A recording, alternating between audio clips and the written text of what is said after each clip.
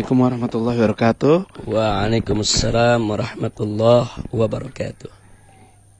Ini kita udah sering dengar kalau Habib ceramah, kita udah nggak ragu lagi ya, Kang Rizal ya. Tapi yang masyarakat mungkin belum dengar kayak kehidupan pribadi Habib. Ahlan wa sahlan. Habib misalnya lahir di mana sih, Bib? Masa kecil Habib tuh gimana? Apakah dari dulu udah rajin baca? Apa sempat jadi kayak anak kecil biasanya bandel gitu, Bib?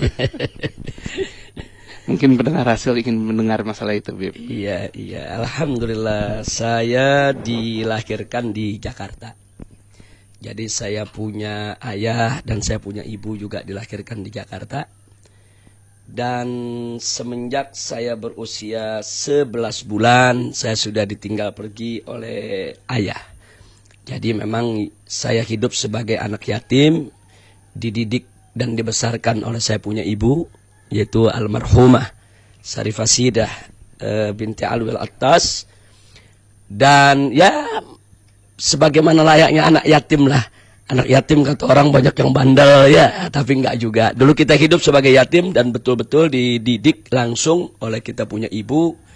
Dan beliau betul-betul punya perhatian besar, yaitu terhadap pengamalan agama, terhadap pendidikan, terhadap pergaulan.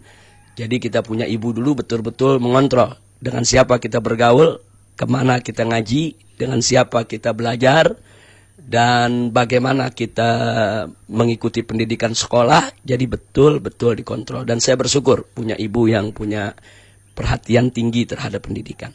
Masya Allah, Bib. Walaupun ibaratnya single parent ya, Bib ya.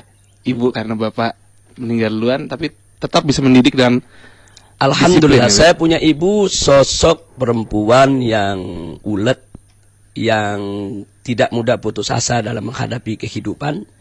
Jadi walaupun beliau punya 2 anak yatim, saya dan saya punya kakak, tapi beliau tidak pernah ngeluh, beliau tidak pernah melakukan hal-hal yang tidak patut, dan beliau bekerja yang halal untuk menghidupi, yaitu kami sekeluarga, menyekolahkan kami.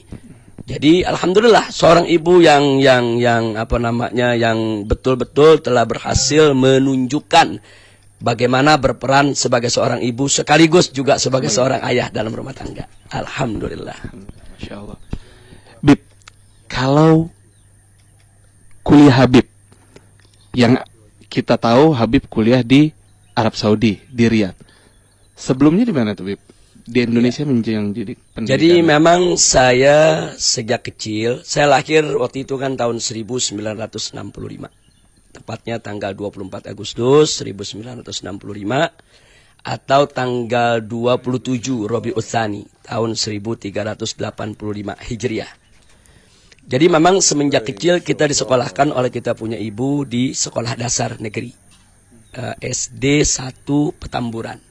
Jadi karena saya tinggal di Petamburan, disekolahkannya di SD di Petamburan, supaya ibu juga gampang mengontrol, jadi nggak sekolah jauh-jauh. Nah lalu selesai tamat SD, saya diterima sebetulnya diterima di SMP negeri. Waktu itu di SMP negeri 40 Pejompongan, karena memang nilai cukup bagus. Saat itu kan masih sistem rayon ya. Tapi ibu khawatir saya sekolah jauh. Karena umur saya ketika itu lulus baru masuk 11 tahun. Jadi karena khawatir, apalagi harus melalui pasar, lewat jalan kereta di Pejompongan, akhirnya beliau tidak setuju saya sekolah jauh-jauh. Nah, saya waktu itu dimasukkan ke SMP Kristen Bethel. Saya sempat sekolah di sekolah Kristen. Tapi sebetulnya ibu juga khawatir, takut nanti sekolah di sekolah Kristen ini ada pengaruh-pengaruh yang tidak bagus. Nah, karena itu saya diwajibkan untuk ikut madrasah diniyah. Nah, jadi kita pagi ikut madrasah diniyah sampai siang. Nah, siang baru sekolah di SMP Kristen Bethel selama SMP itu. Nah, dari situ saya sekolah di SMA, pernah sebentar kita sekolah di SMA Negeri 4 karena masih sistem rayon. Mana yang nilainya bagus kan diterima di sekolah-sekolah favorit ketika itu. Cuma karena saya punya ibu sudah pindah dari Petamburan ke Tangerang, yaitu ke Perumnas Tangerang. Jadi tidak nyaman sekali dari Tangerang ke Gambir ini. Dulu kan belum ada jalan tol. Jauh. Dulu masih harus lewat Dan Mogot, lewat Grogol. Jadi waktu itu habis di jalan. Nah, akhirnya kita ambil inisiatif dan kita sampaikan ke ibu supaya kita sekolah pindah saja. Akhirnya pindah ke SMA Islamic Village yang didirikan oleh Pak Yunan Helmi Nasution. Itu kalau nggak salah itu masih cabang dari Al-Wasliyah ya. Nah, kita sekolahlah di sana sampai lulus. Nah, setelah lulus saya cicipi pendidikan di Lipia. Dulu namanya masih LPBA. Lembaga Pengajaran Bahasa Arab. Itu cabang daripada Universitas Imam Muhammad Ibn Saud yang didirikan oleh pemerintah Saudi. Nah, dari sana saya tidak lama. Saya hanya belajar 1 tahun saja. Karena tanpa diduga kita mendapatkan beasiswa dari OKI, Organisasi Konferensi Islam.